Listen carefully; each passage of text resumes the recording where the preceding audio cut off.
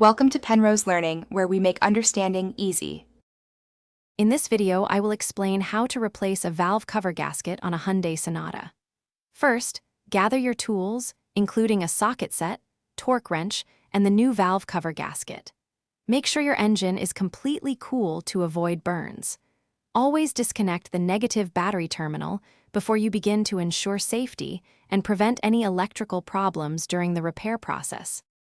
Next, carefully remove the engine cover and any components like ignition coils, hoses, or wiring harnesses that obstruct access to the valve cover. Use your socket wrench to unbolt the valve cover, following a crisscross pattern to prevent warping. Once all bolts are out, gently pry the valve cover off, then remove the old, hardened gasket from its groove. Now it's time for installation. Before placing the new gasket, thoroughly clean both the cylinder head and valve cover mating surfaces. This ensures a perfect, leak-free seal. Carefully fit the new gasket into the valve cover's groove, making sure it's seated properly. Then, place the valve cover back onto the engine and tighten the bolts to the manufacturer's specified torque, again using a crisscross pattern. Finally, reconnect all the hoses, wiring harnesses, and ignition coils you removed earlier. Don't forget to reattach the negative battery terminal.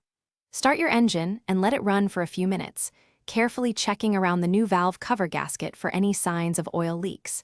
This ensures your repair was successful.